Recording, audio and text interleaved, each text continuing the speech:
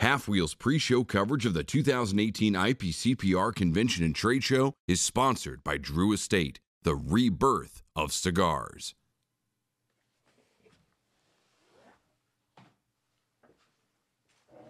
We're good,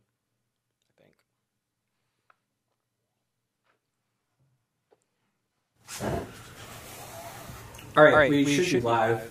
Yeah, looks like we are. So my name is Charlie Minato. And I'm Brooks Whittington. And today we are doing the top 5 accessories that we want to see. Is that beer causing an issue, Brooks? Because it's very awkward.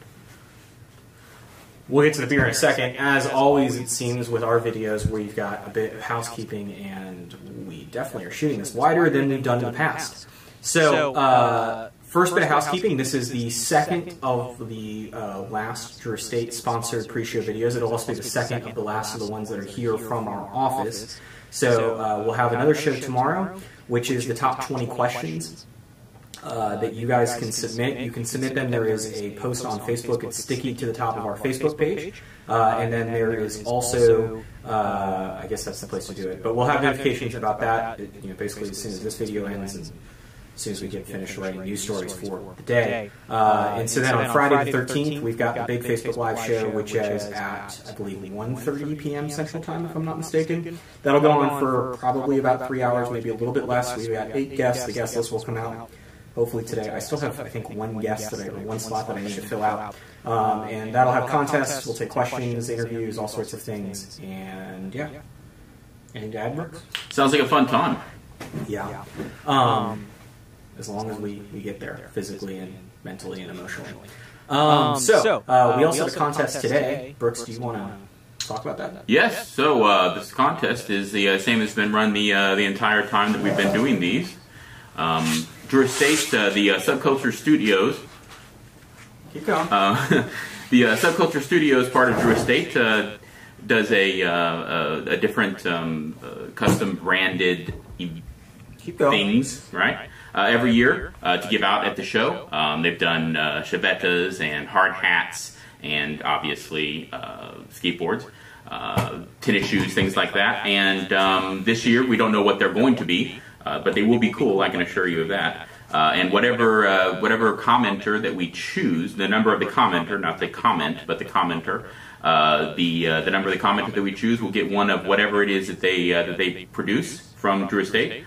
We will ship them, or they will ship them in August, most likely, and it will be very cool. So just leave a comment, and whatever number that we wrote down before the show started, the number of the commenter will be the winner, and we will announce that on the top of the post. Correct?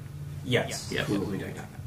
And also, I would be remiss if I did not mention it. If you go to drewestate.com/IPCPR, that microphone seems to have gotten worse. If you go to drewestate.com/IPCPR, they're sponsoring our IPCPR pre-show coverage, obviously this video. They are giving away prize packs as well from Subculture Studios. I do not know, I forget if it's 5 or 10 packs, but I know they have a whole bunch of custom exclusive artwork they're putting into that. I don't know if it's the same stuff that we're giving away. I guess not, because it says exclusive. But I'm sure whoever wins those contests are also going to be quite satisfied with what they get. So drewestate.com/IPCPR to enter those contests. All right, so I'm going to put this down. So it's been a couple days since we last were here, Brooks. Well, not here. I was here yesterday, actually, but on video. Some news since the last time we were on video. Any of it you want to talk about? I don't know if you've seen the last, half hour or so on the site. It's been quite hectic. I have not. No, we had a big beer news story for the beer site Tinamoo that came up over the weekend, so that's what I was dealing with. And what was the big beer news? Well, we had some labels on the TTB, which is the label, the government label agency that approves labels for beers. The Goose Island Bourbon County for 2018 releases were put up. There's quite a few of them. Napoleon. What's Napoleon? Strawberry ice cream, essentially. So we should back up a little bit here. So Goose Island's a brewery in Chicago. Yes. They are owned by another small brewery called Anheuser-Busch InBev. Never heard of it. Okay. And every year on what day of the week? That would be Black Tuesday. Black Friday. Black Tuesday's another day. That's another beer. It's been a long week, yeah. So Black Friday, the day after Thanksgiving, every year they release a series of beers under the Bourbon County name. They're oftentimes shortened to be BCBS, which stands for Bourbon County Brand Stout. And so there's always a stout, right? At least one, yes. And then there's usually variants of that stout. Correct. Which are aged with weird things, including strawberry vanilla ice cream or something? Conditioned on various adjuncts, I would say. Such as things that... Strawberries, chocolate, maple, peppers, things of that nature. Vanilla, yes. So anyway, there's a lot of those that came up the labels wide. Doesn't mean that all of them will be produced, but there is a good chance that some of them or most of them will be. Goose Island has declined to comment, which is not unusual.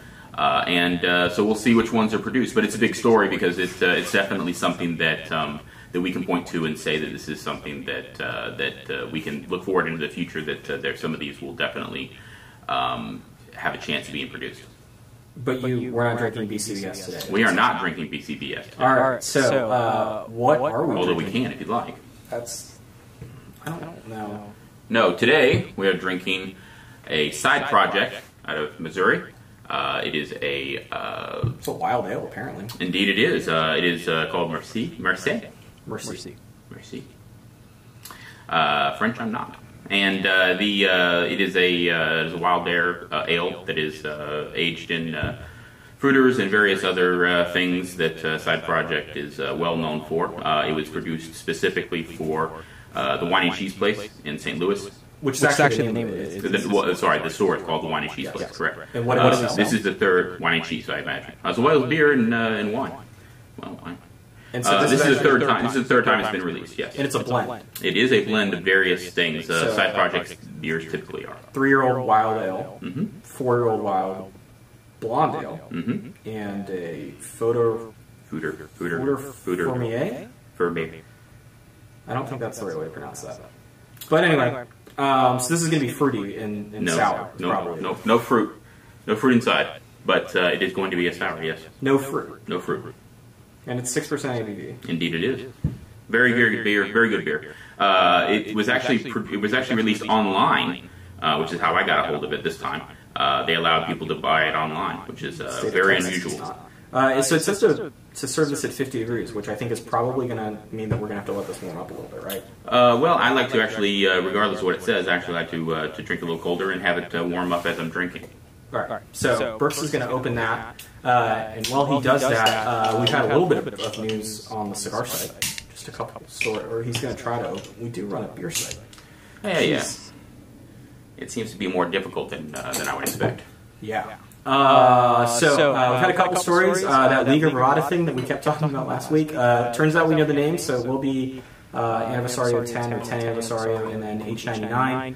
Drew State declined to comment specifically, but if I was a betting man, and I am going to be in Las Vegas on Wednesday, I would suggest, or I would certainly believe that Drew State probably will say something more formal about it later on in the week, but that's 2 new Liga Verada lines that we should be seeing.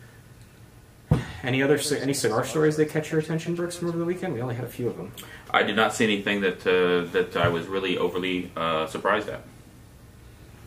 Well, the IPCPR did move the events from the Westgate. That did not surprise me. Yeah. Cheers. Salute. And this smells like Belgium.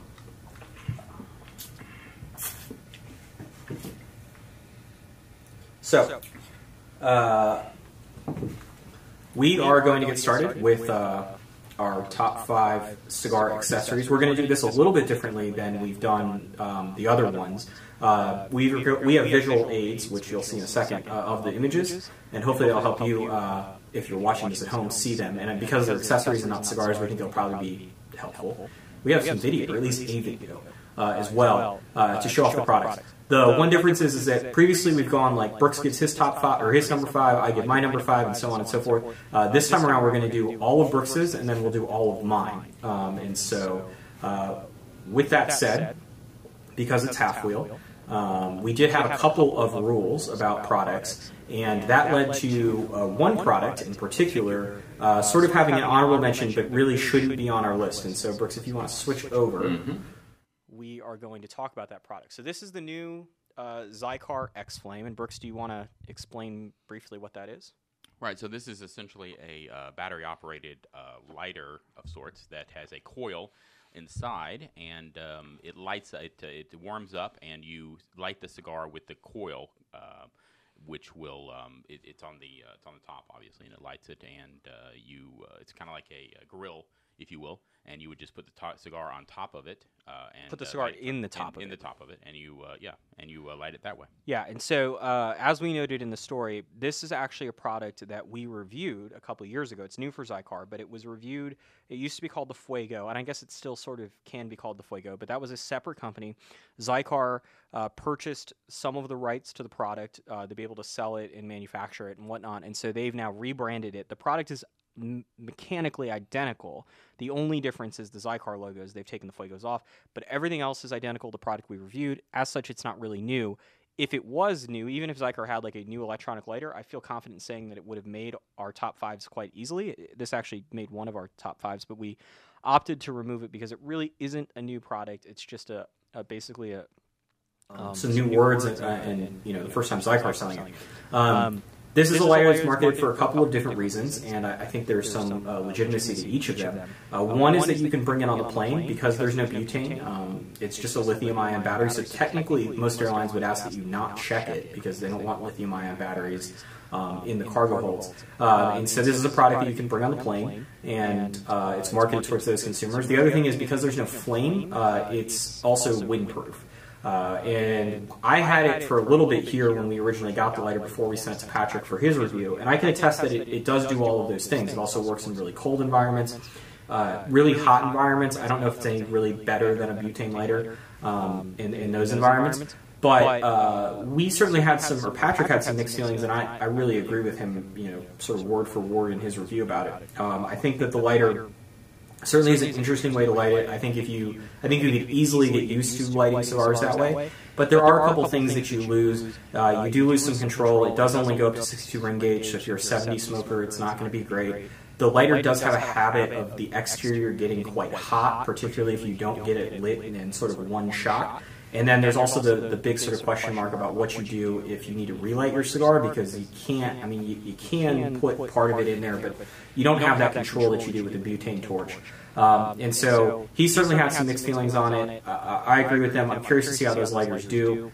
It's certainly, as far as lighters go, I think it's the most innovative product we've seen in years, unless I'm missing something. Unless it doesn't really work all that well. Well, no, it does work that. It's not like you remember we got those other USB lighters. Those things could not light cigars. You'd be like, oh yeah, you're going to take this lighter and you're going to light a cedar spill and light a cigar. It will light a cigar. I'm just not sure it's the most, certainly not the easiest way for me to light a cigar. But I think that if we forced you to use it over the course of 2 months, I think you'd probably get to be a lot better at lighting your cigars than I was in my 6 or 7 attempts.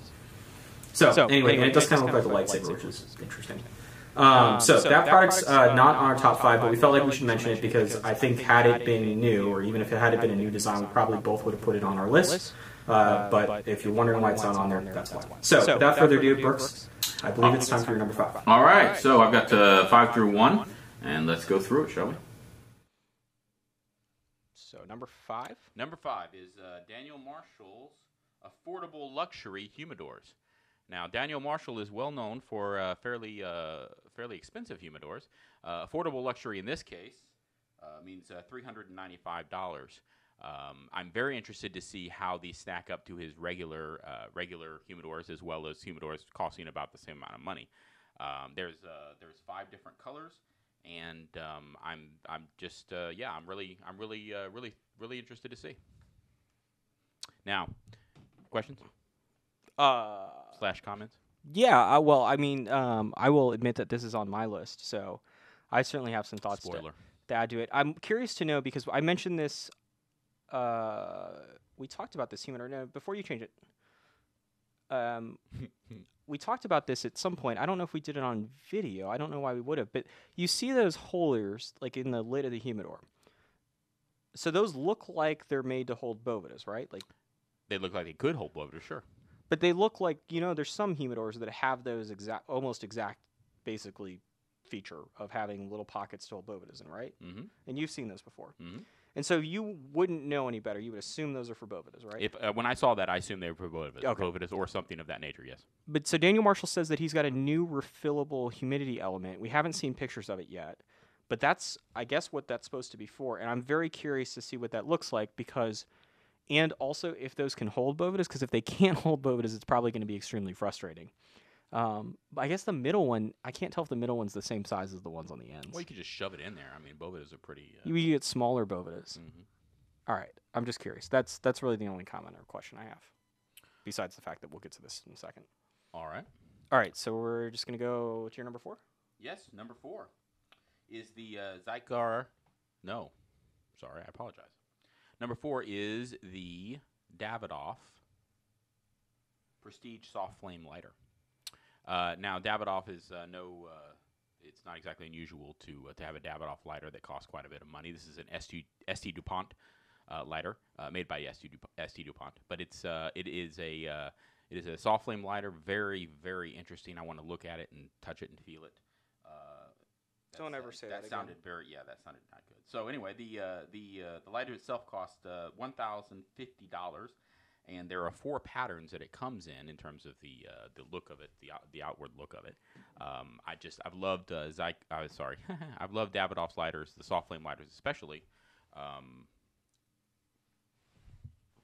And so for me at least, it's very interesting to go around and look at these and see what they look like in person, how heavy they are, things of that nature. I don't typically use a soft flame lighter. I find them to be very challenging in terms of an everyday kind of thing. But when I want a soft flame lighter, it's something that I like to have a nice one for.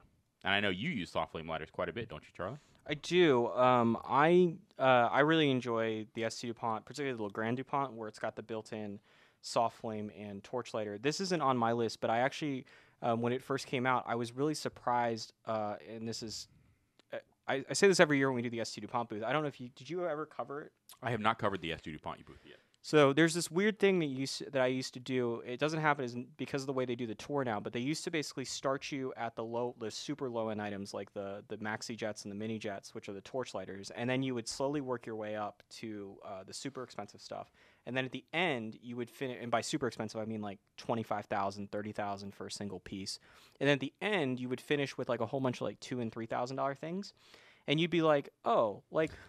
That $2,000 lighter seems like a pretty good value. Like, I'm gonna go out and buy one. And then you're like, what the fuck? Like, or sorry, whoa, you're gonna get banned by Facebook. You're like, what am I what am I doing? This makes no sense. Because then you go over to Zycar's booth and like the most expensive thing's like $495, and you're like, oh wow, that's a super super expensive item. So I had that sort of same reaction with this. It's only $1,050, which, like, for what it is, doesn't seem like it's that bad. It actually seems like it's pretty good value. I mean, as far as buying, certainly not as far as buying a soft flame lighter. A Jeep's a lot cheaper. But I do think that if you're in the market for a DuPont, a Line 2, which this is based off of, this is, I think, a really good value. It wouldn't have surprised me to see Davidoff make it $1,500, but they really wanted to be aggressive on pricing. And the good news is that for one of our readers, I believe, we are probably going to be giving one away. Wow. Yes. All right. Hopefully we solved the echo issue. Sorry, I'm trying to monitor the comments and also try to fix this audio issue. So if we haven't, let me know in the comments. Be like, no, idiots, it's still broken. And I don't know why it's doing that, but we will continue to try to figure it out. All right. So number 3. Let's move on. Maybe. Oh, sorry. On half-wheel. All right. Number 3 is the Zycar Turissimo. This is a...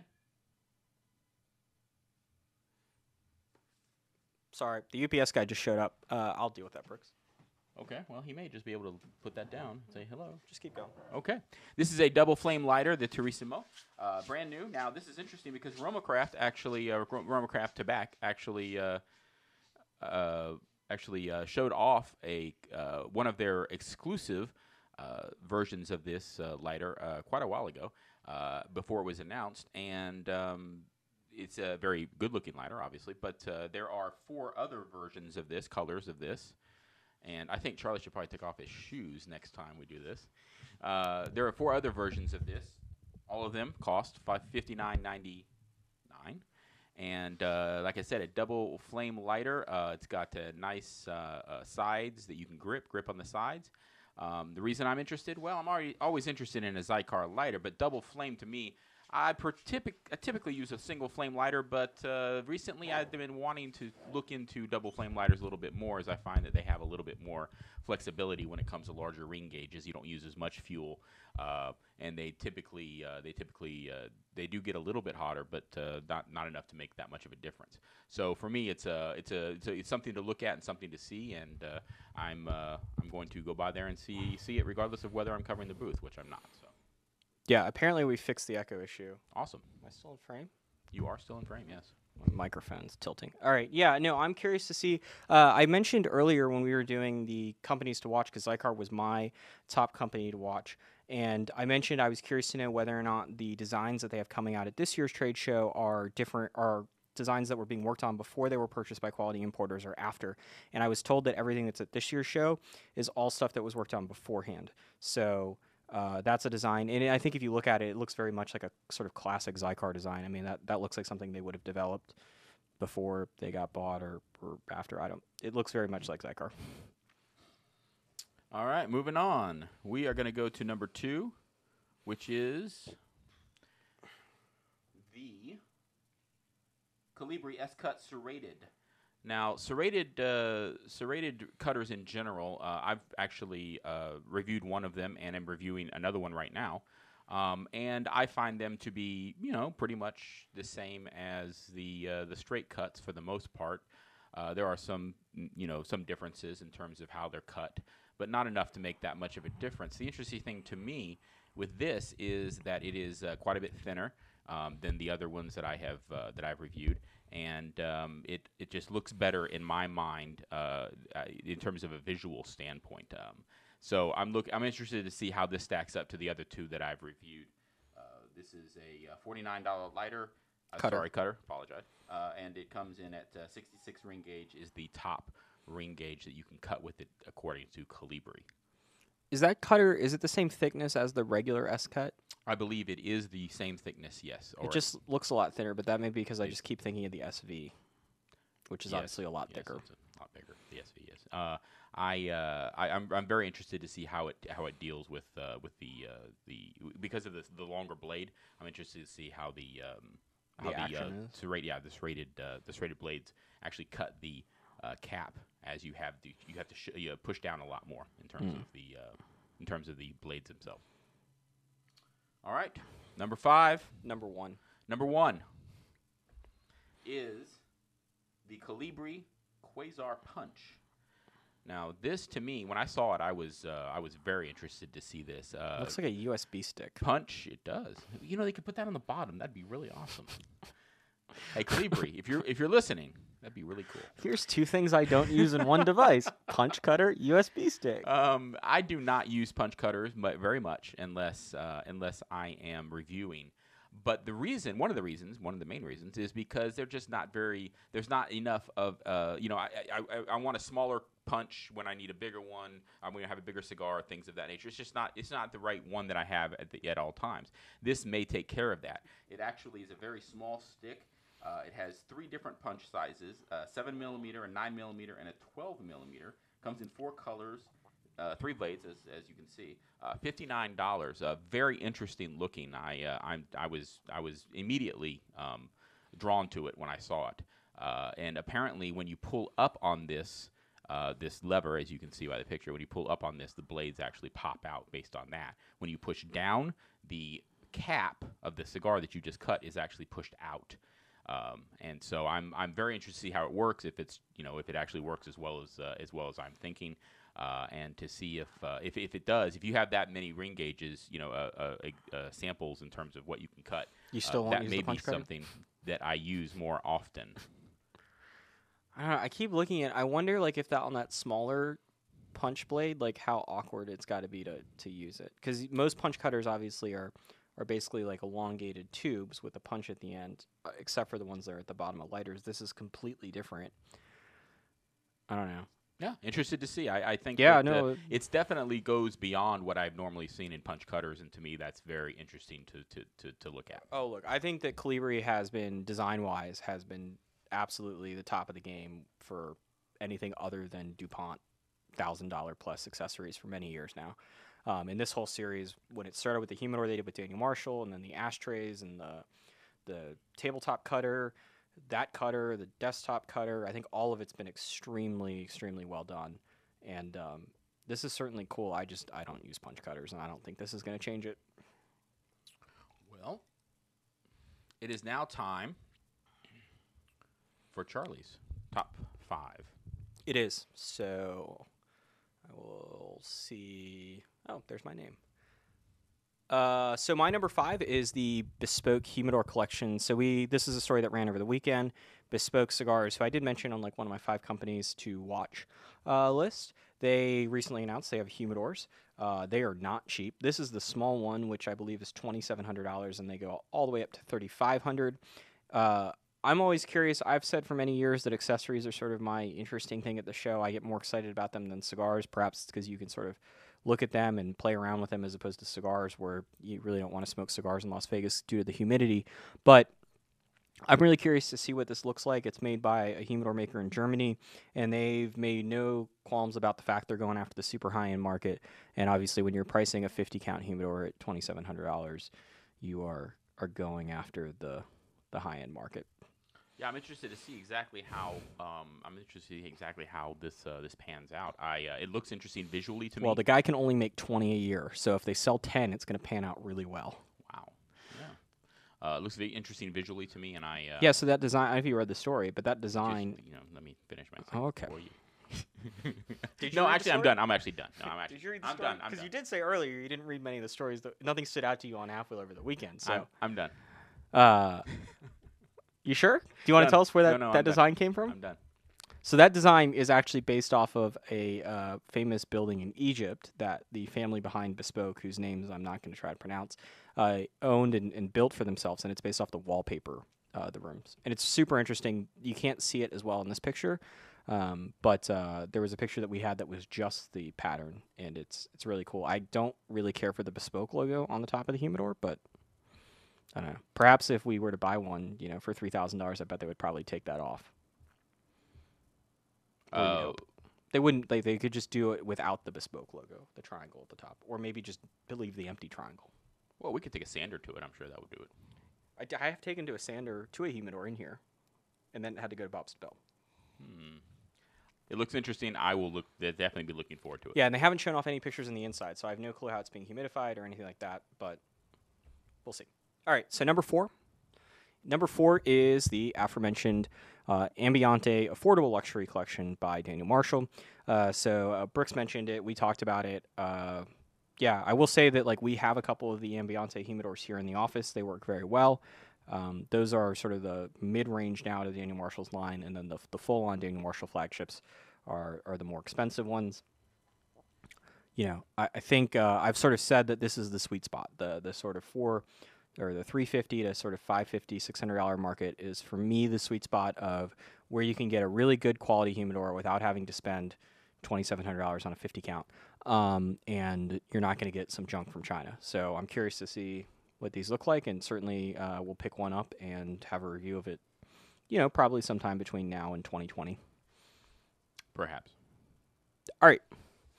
Number 3 is the Calibri Quasar Cut. So this is a guillotine style cutter that when the press release first showed up, I will admit that I was a bit tired, and so it took me a little while to figure out exactly what was going on with those blades, because when they're closed, they're sort of an optical illusion. The blades are sort of hollowed out, so it's only the blade, and the theory here is that because you only have the sharp edge of a blade as opposed to the full sheet of metal, that it should reduce the amount of mistakes that happen while cutting.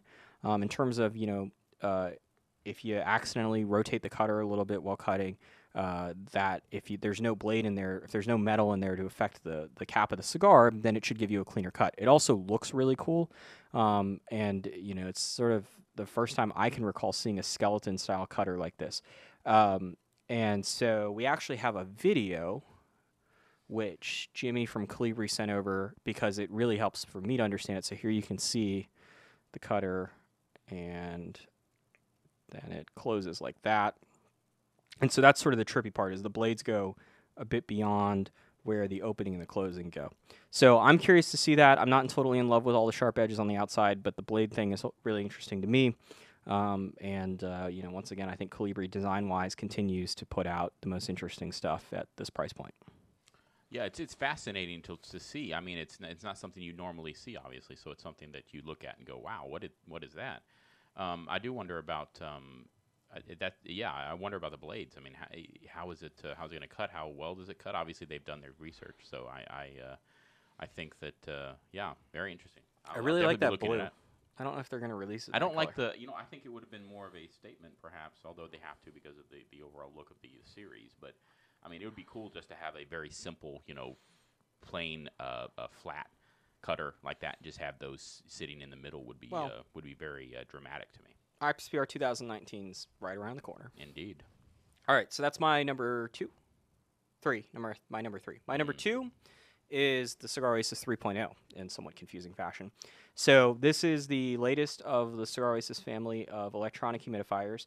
And the notable mark here is that they've included the Cigar Oasis Wi-Fi attachment inside the humidifiers themselves. So normally, or you would buy a Cigar Oasis unit, whether it was an Excel like this or a Magna or whatever, and then you could buy a separate, I believe it was a $100 attachment that was a little black box that would hook up to your Cigar Oasis unit, and then you could hook it up to your Wi-Fi system at your house or your office or wherever, and then there was a smartphone app. The whole process was a little bit clunky, I would say, is probably the best way to describe it.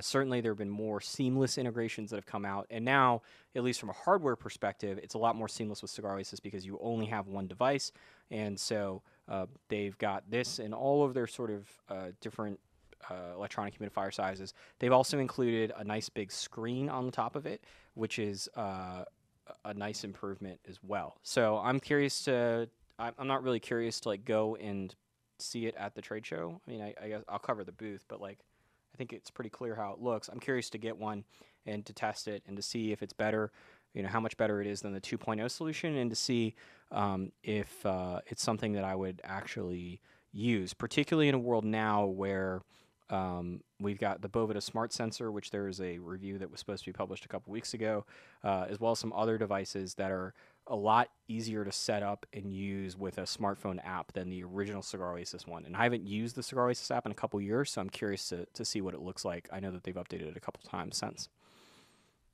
Yeah, it's always a good thing to have more options, and if they've actually done so, done a lot of improvements to this. I mean, I've always loved the idea of this. I don't use one. I don't have a big enough humidor, except for the ones in the office, obviously, to use something like this. But I think that more options are good, and if they can improve the experience in terms of how clunky it is to set it up, as you mentioned, then it's definitely a win. Well, and they kept the price the same, allegedly, so that's always good. So you're not having to pay the extra $100, and they didn't raise the price. So even if you don't want those features, you're not going to have to just ignore them completely. Yeah, and you're not going to have to pay any more than you otherwise would have paid, and you get a bigger screen. All right, so I will say the way they're making money on that, by the way, because it obviously does cost them money to put all that technology in there, is they're going to sell a subscription service, which is not so fun. So you're going to have to pay some sort of nominal monthly fee to use the Wi-Fi portions of it. Yeah, so that's maybe the downside here. All right, my number 1 is that. And if you don't know what that is, sorry, it looks like this. So this is one of the Davidoff 50th anniversary accessories. This is not one that's priced aggressively. This is a $15,000 humidor from Davidoff. There are 4 different designs. You can see 2 of them there. The whole theme with the Davidoff 50th anniversary, the Diademus Finis, the lighter that Brooks mentioned, this humidor. I guess the only thing not being the ashtray is they have 4 different designs. They represent 4 different areas in the world: the Americas, Europe, Asia, and the Middle East. And so I believe the red is Asia because there's like koi fish on it. No Antarctica for that? No, regions, not continents. So that is the humidor. It is quite big. And I'm just curious to see to see what a 15. Quite big. What's how many does it hold? Is that? I don't remember exactly because the press release was written like a month ago, which seems more like 7 years. But no, I mean you just if you've seen any other of the Davidoff humidors, you can just sort of tell based off of how many humidifiers are in there, as well as the way the tray is. It's a big humidor, and obviously for $15,000 you would hope so. This looks like flasks on top. Yes, That'd be an awesome thing to have. Except if it leaked. Well, yeah, obviously you don't want it to leak. Yeah, no, and there's probably a lot of other reasons why you wouldn't really want to have a flask sitting in your humidor. But Daniel Marshall does have the 35th anniversary that does come with a bottle of whiskey. So there's that. But anyway, I'm curious to see this humidor in person. I'm, if one accidentally shows up at our office to review, I will give you my fair thoughts about whether or not you should buy a place to store your cigars or a nicely optioned Kia. But yeah. Any other thoughts, Brooks, on a $15,000 humidor? My thoughts on that are that a Kia would probably not make a very good humidor. Depends. All right, so that's our top 5. Brooks, if you want to switch over the cameras. Indeed. We can talk about the beer, and then we can take some questions, and then I can take a nap. Awesome. Yeah, beer's good. It is. I loved it when I first had it. I bought a few bottles and love it now. I've always been impressed with Side Project's Corey, who runs Side Project. I've always been impressed with his ability to make it taste like beer, taste like they have various fruits or elements that are not actually in the beer itself, and this is one of those for sure. It tastes like it's got, to me, quite a bit of lemon, maybe some orange and grapefruit. None of that is in the beer. It's very well done and a very good beer from him.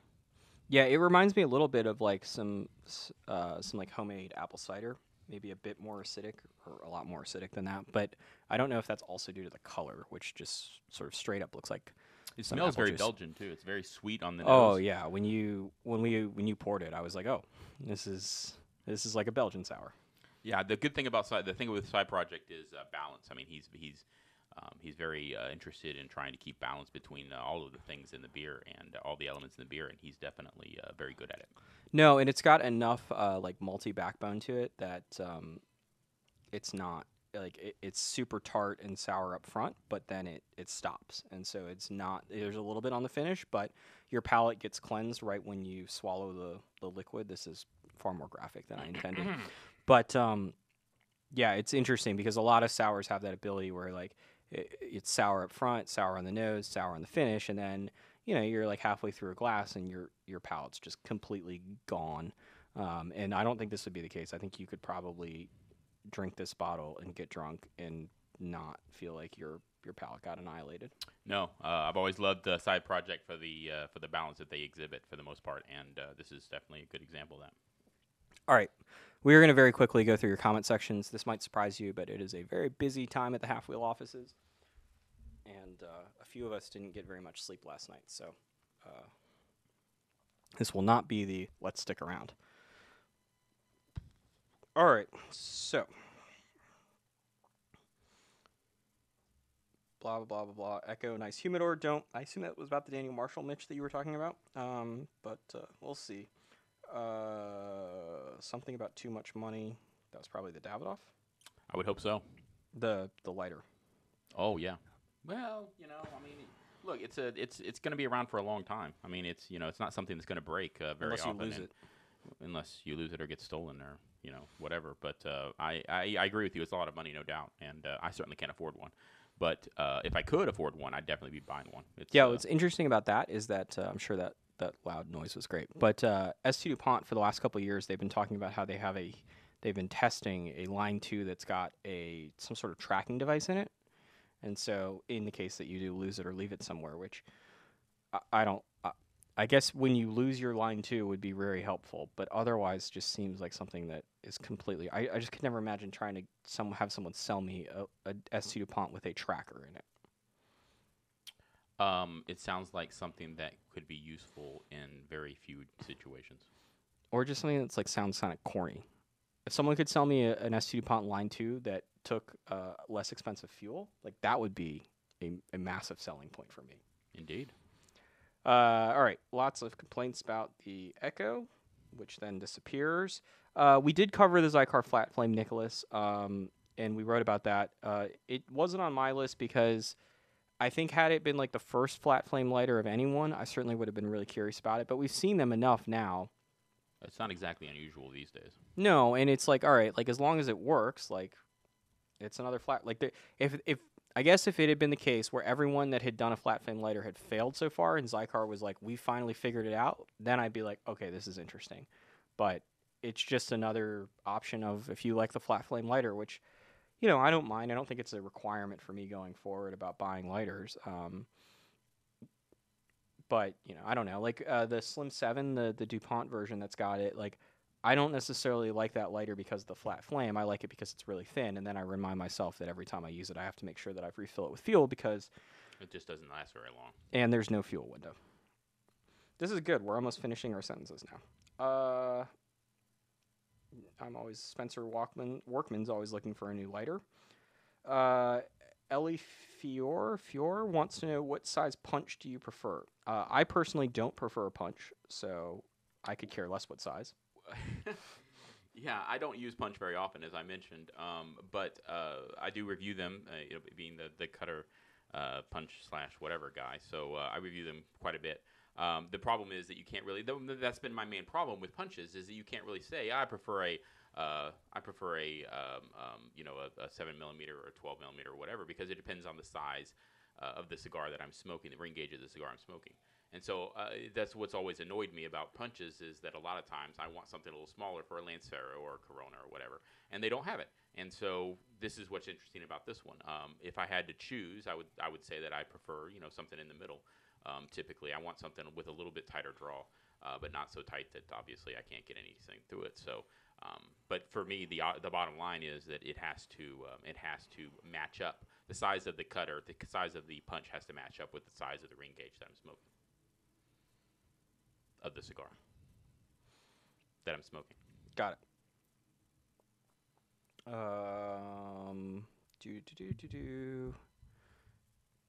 Another comment about the Zycar Flat Flame.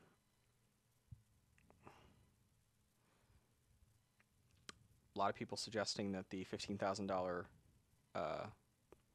humidor might be a bit expensive. Yeah, I agree.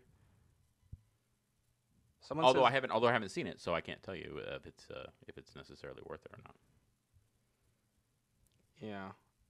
I wish that I can't tell what a lot of these comments are, like which products. Like someone says that it seems like it would possibly be snapped. I assume they're talking about the punch. Yeah, probably so. It does look a little bit fragile, but I don't think that's going to be an issue. But is it fragile, or does it just look like a USB stick? It looks fragile. The problem is you don't have any context on how exactly big it is, at least from that photograph. And so I didn't see on there if it had a specific size. Can we go back to that? Let's see one thing. Whoa. Yeah, so the only thing I wonder about this is that there is that metal inside. You can see it sticking up. And I imagine, just based off of everything that's going on, that it's probably a metal body inside, and then there's that polycarbon or whatever material they're using on top of it. So I'm guessing that it's probably pretty sturdy. The other thing is that if there's one thing that Colibri has been known for the last few years, it has been making ridiculously heavy accessories, whether that's the tabletop cutter that you have suggested could be a great murder weapon, whether that's the SV cut, the original V cut, which I think the reason why people loved that Colibri V cut was because how heavy and how like firm and satisfying that action was compared to the Zycar cutter. Yeah, there's been very few of these cutters from Colibri, or anything from Colibri really, that I picked up and thought to myself, "Wow, this just feels really cheap." Well, I don't think any of it feels cheap, but I think that they're very, like you said, they're very heavy. So yeah, they've really, like, weight has been a signature item. So I would imagine this is probably a little bit heavier than what it looks like, which once again looks like a USB stick. It looks like a USB stick. You remember the company Jawbone that made those Bluetooth? Don't they still make them? I don't. Do they go to business? Well, I don't think they make the Bluetooth earpieces anymore. They may make like Bluetooth headphones or something. But yeah, it reminds me of something that kind of looks like one of those, because I think they did make like a pattern with one of them back in the day. I found those things useful, but you certainly don't want to be caught walking around with one. That's why I grew my hair out originally, was just to hide my love of Bluetooth earpieces. Wow, that is awesome. I did not know that about you. Mitch Smith says the Bovida Smart Sensor is only Bluetooth. Wi-Fi is a better option. I agree with you, Mitch. We have another review. So the Bovida Smart Sensor review will go up, and then we have another review of something called a Signal Pulse, and that's a Wi-Fi enabled option. Brooks, if you want to keep talking, I'll go grab one so I can show Mitch since we have one sitting right over there. Signal Pulse sounds like something. Maybe they should produce something. That's an interesting name. Thank you for taking your shoes off. You're welcome. That's an interesting name. It's not called Signal Pulse. Oh, well, see? That's why it's not interesting anymore. Sorry, I screwed up the name. It's called Sensor Push. I was close. So it looks like this. You were very close. There's an S and a P. It's been a long week. So it looks like this, and as you can see, it's quite small. So these are $50 a piece. They basically have all the same features as the Bovida Smart Sensor, with the exception that it doesn't allow you to reorder Bovidas from the app. But it also has a $100 Wi-Fi attachment that hooks up to your router, and so then you can have them. And I've been testing these, and I really enjoy them. And I agree with you that Wi-Fi is really helpful, particularly if you've got a ton of units like we do here at the office. All right. David Richard Williams II says, I would like to see if Bovida can update the game by making one similar to this. I would say that they have the smart sensor, and my understanding is they're probably going to try to start selling that on a national level. Someone said, David said that they're not smoking cigars in the office anymore. We haven't been doing that ever. But office... Quite illegal. If we're doing that, it's not illegal. It's against our rules. It's different. We could not be arrested. Well, I guess we could be arrested for trespassing or something. But anyway, Office 3.0, which hopefully will be in by this point next year, we'll have that. So there's some people that suggest that I maybe do not have a ton of experience with Kia pricing, which I will admit I do not. The beer for those... Wait, is it cheaper or more expensive or what? They're suggesting that low end, that I don't know. Apparently you could buy a Kia Soul for that price, but not a Sportage. Okay, well, if you can buy one for that price, then... I feel like you probably could buy a well-optioned used Kia, I feel like, for $15,000. I think we're missing the bigger point here, which is that regardless of how much you pay for it, a Kia really would not make a very good humidor. That is obviously the point, and the Davidoff humidor probably also would not make a very good car. You continue to astound me. All right. Someone wants to know the name of the beer again? The beer, Merci, by Side Project. It was released about a year ago. It was only at the Wine and Cheese place. You could buy them online, which was very unusual for a Side Project beer. They are long sold out. But most likely they will release it again this year, if I had to guess.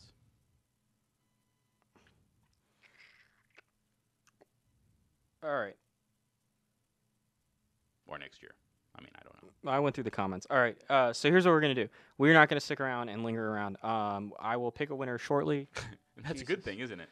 Who is at the door now? Okay, well, let's... Sorry. We've had some visitors today. So we're going to be back here again at 1 p.m. tomorrow. We'll be doing our top 20 questions. Please submit your questions. I guess we haven't really done this yet, but one thing that I think is notable, if you watch the Bovida video, I guess they maybe edited some things out. They didn't let us mention Pornhub. But if you watch the Bovida video, you will know that we will answer questions and answer them straight up, and there's very few things that we won't talk about unless it's information that we've been told that we can't talk about. Or underwear. So if you have questions is the Westgate really that bad, which is the hotel that's got the alleged case of norovirus, or any other questions about Halfwheel, or the trade show, or booths, or whatever, or how we cover it, please submit them. It's stickied on the top of the Facebook page. We will take the top 20 questions. Brooks is going to select them. Currently, I think we only have one, so perhaps shouldn't be too difficult then. Perhaps we can get more. So Brooks is going to take his favorite 20 questions, and then he will ask them to me, and I will give you answers. And I guess if they're directed at Brooks, then we will reverse those roles. and we will go from there. We'll also take a couple questions throughout the show. In case you can't tell based off of our physical condition and the vast comments I've made about it, we are very busy and tired, so perhaps it is not going to go on as long as some of these have gone on, although I'm looking at the clock now and it's 1:51, so apparently we're still almost an hour. And we're going to take those 20 questions as well as a couple other ones, and then we'll put it in a random number generator. We'll select a random comment. That person will be the last person who wins the Drew Estate Prize, the mystery Drew Estate Prize.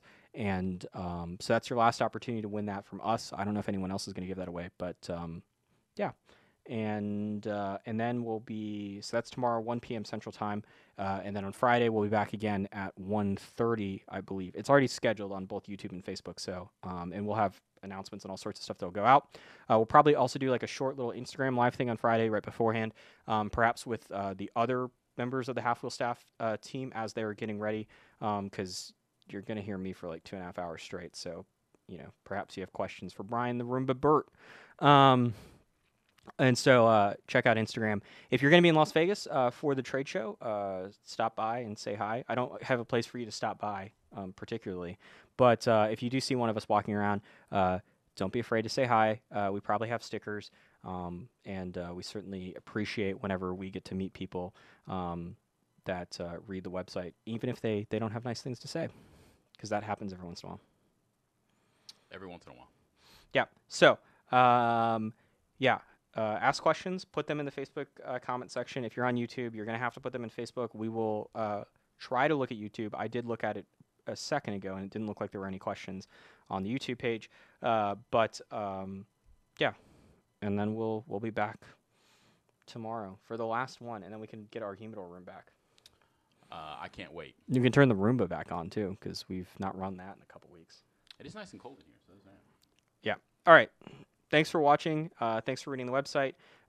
We've got news about League of Barbadas, a lawsuit, a lot of other things, and there'll be a lot more over the next few days.